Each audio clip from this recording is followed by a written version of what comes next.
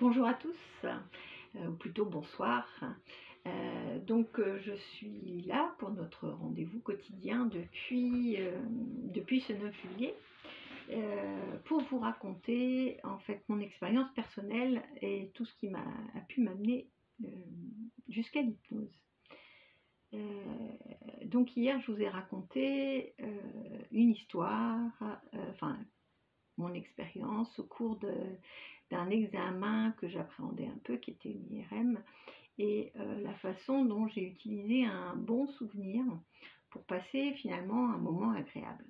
Donc aujourd'hui, c'est vrai il pleut, il fait pas beau, je n'arrête pas d'entendre que nous sommes à l'automne, que le soleil n'a pas décidé de briller cet été, qu'on est tous un peu moroses, enfin bref, on entend à longueur de journée voilà, ces constats sur la météo qui n'est pas vraiment estivale en ce moment, alors qu'on arrive au 14 juillet. Donc ce que j'avais envie de vous proposer, si vous faites partie de ces gens qui, dès le matin, avaient un peu cette idée-là dans la tête, que en fait, c'est la semaine de vacances, où on aurait besoin de soleil, on aurait besoin d'énergie, et où justement cette année, eh bien non, c'est pas comme ça. C'est la pluie, c'est un peu le froid, c'est pas l'été qu'on avait envie d'avoir. Donc en fait, ce que je voulais vous proposer, c'était éventuellement ce soir, avant de vous endormir, eh bien, c'est d'essayer de rechercher un souvenir d'un été agréable, d'une belle soirée d'été peut-être, ou d'un autre moment au soleil, et de vous endormir avec cette image-là, avec en vous observant comment vous étiez, comment vous vous sentiez, qu'est-ce qui se passait, qu'est-ce qui se disait autour de ça. Et puis de faire l'expérience de voir comment vous allez vous réveiller demain matin. Et puis l'autre petite astuce, c'est éventuellement de supprimer une des affirmations un peu négatives qu'on a tous envie de dire en ce moment, et puis de la remplacer juste avant qu'elle ne sorte, la remplacer par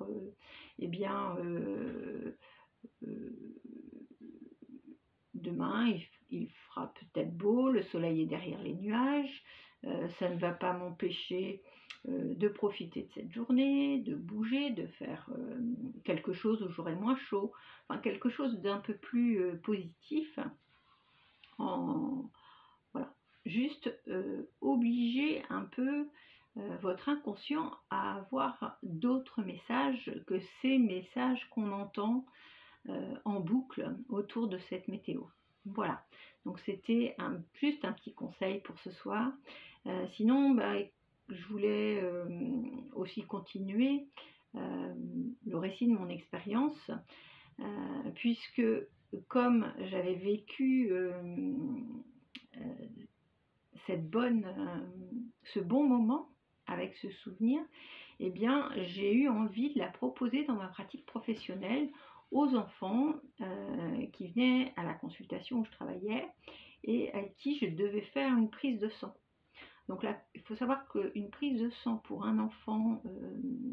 dans une consultation de néonatologie ou de neuropédiatrie, eh bien c'est forcément relié à un mauvais souvenir durant l'hospitalisation, un souvenir où ils étaient seuls à être confrontés à un geste invasif et douloureux. Et donc, ce n'est jamais de gaieté de cœur qu'un enfant arrive dans la salle de prélèvement en disant « Ouais, salut Domi, tout va bien ». Non, en général, en plus, souvent on leur a mis un petit patch, enfin à l'époque on leur mettait des petits patchs d'EMLA 1 heure avant, ce qui fait que pendant 1 heure, eh bien, ils avaient eu le temps de bien comprendre ce qui allait leur arriver et de revivre peut-être plusieurs fois toutes les prises de sang qu'ils avaient eues avant. Donc, j'avais eu envie du coup de leur raconter un peu mon histoire, hein, mon histoire personnelle, que j'avais, alors j'amplifie un peu les choses, hein, que j'avais subi vraiment un examen très difficile, qu'on m'avait mis une grosse perfusion, une grosse aiguille et tout ça, et je leur explique que bah, en fait la personne qui faisait ça m'avait proposé de repartir dans un de mes souvenirs. Et du coup, ben, je commençais la discussion en lui présentant, en lui disant d'abord hein, que je comprenais bien qu'il n'avait pas du tout envie que ce moment arrive, parce que c'était pas un moment confortable, mais qu'on allait essayer ensemble de l'améliorer. Et donc, je leur demandais si eux, ils avaient un souvenir. Alors, je leur racontais l'histoire de mes poissons, du fait que j'avais nagé au milieu des poissons, parce qu'en général, ils sont assez friands de tous ces récits-là. Et puis, bah, je leur demandais si eux, ils avaient un souvenir de leurs vacances, ou chez leur mamie, chez leur papy, enfin, j'essayais de... Et en général, alors ceux qui hésitaient avaient toujours un regard vers leurs parents quand ils étaient là, et pour demander un peu l'approbation, comme s'ils demandaient l'autorisation à leurs parents de raconter quelque chose de leur vie ou de s'autoriser à partir dans ce souvenir. Alors quand on a des parents euh, qui comprennent, qui partent tout de suite avec nous vers ces façons de faire, bah, c'est un gros soutien parce que parfois même le parent encourage l'enfant, éventuellement il a sur son téléphone des photos des dernières vacances, voilà. Et en général, quand le parent adhère et se met finalement en relation avec son enfant pour se rappeler ensemble ce bon souvenir, et ben ça fait du bien à tout le monde, ça fait du bien à l'enfant et aux parents parce qu'ils partent tous les deux dans une image du passé qu'ils mettent au présent. Et puis du coup, pendant ce temps-là, dès que moi, soignante, j'apercevais que le courant était passé et que ça commençait à parler, eh bien je pouvais tranquillement préparer mes petites affaires et puis faire le geste de la prise de sang, voilà, tout en alimentant un petit peu la discussion. Et puis parfois en rigolant un peu ou en s'étonnant, s'esclaffant. Et c'était du coup hyper agréable pour nous trois, à la fois pour moi, bien sûr, pour l'enfant et pour les parents. Par contre, il y avait aussi des moments où eh bien, ça ne marchait pas parce que l'enfant ne se sentait pas autorisé par le parent et où aussi le parent était tellement lui aussi submergé par tous ces souvenirs désagréables et toutes ces émotions désagréables qu'en fait ce qu'il avait envie c'était que le geste ait lieu le plus vite possible, peu importe comment, et en fait il était un petit peu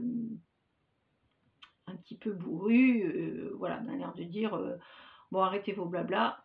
je sais que vous allez lui faire la prise de sang, il a l'habitude, il sait que ça fait mal, c'est comme ça, allez-y, voilà. Donc c'est vrai que dans ces cas-là, on ne peut pas obliger les choses et on ne peut pas faire les choses. Il y a une chose qu'il faut bien comprendre, c'est qu'on a tous des cartes du monde différentes. C'est-à-dire qu'on a tous des représentations du moment qu'on est en train de vivre, du moment présent, très différentes en fonction chacun des expériences qu'on a vécues. Et donc,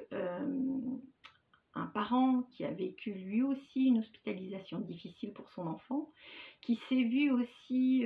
être derrière une porte à entendre son enfant pleurer et à imaginer tout ce qui pouvait se passer, eh ben, on peut comprendre que ce parent-là, il n'ait pas envie de nous aider